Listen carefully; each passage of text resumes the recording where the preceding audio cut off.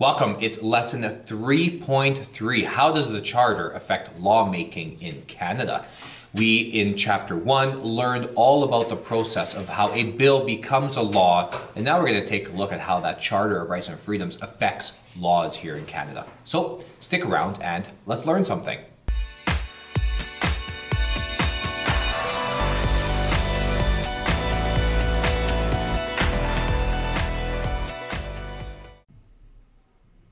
All right, this is a quick lesson today. 3.3 is a quick one.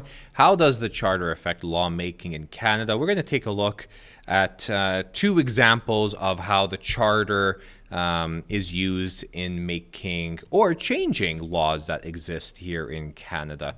The first one that we're going to start with is something called the Lord's Day Act.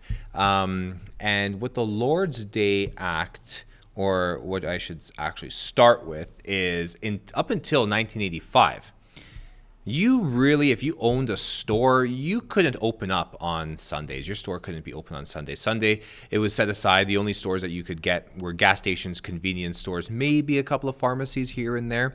But it was to stop and recognize the Sunday Sabbath. And unfortunately, this is not the case for all Canadians. Not everyone recognizes Sunday as their Sabbath day. So some citizens, after 1982, once the Charter of Rights and Freedoms was introduced, they used the Charter of Rights and Freedoms to challenge this law, to challenge the Sunday laws that were in existence that prevented people from earning a living and making a living.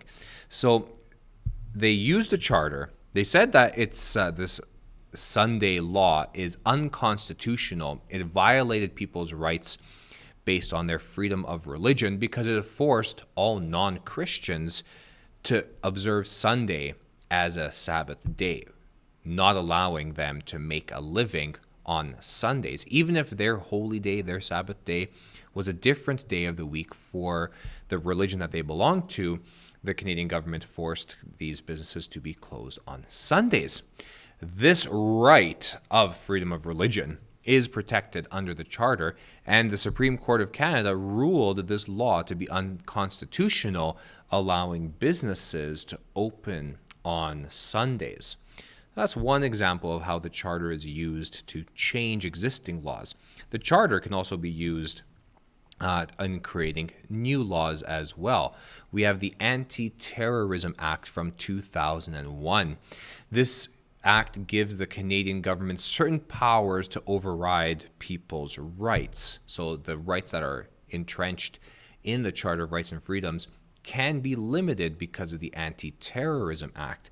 And essentially, if you are a suspect of terrorist activities, then your rights can be violated in order to protect the greater good of society. And they went further and created no-fly lists.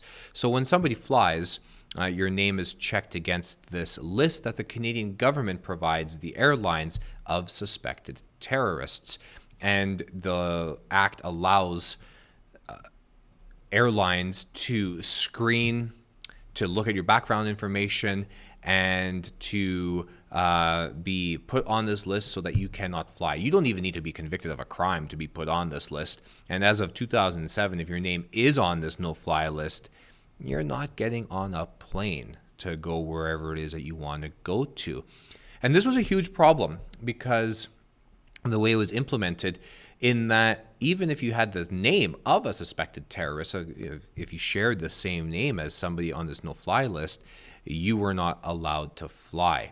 And this goes against your kind of Charter of Rights and Freedoms, your legal rights, where you shouldn't have to provide evidence to defend yourself. The evidence has to be presented from the Crown, and this no-fly list was kind of going against that. I promised you that this was going to be a short lesson. So what I want you to do is head over to your notebooks and complete the section for this part of the chapter.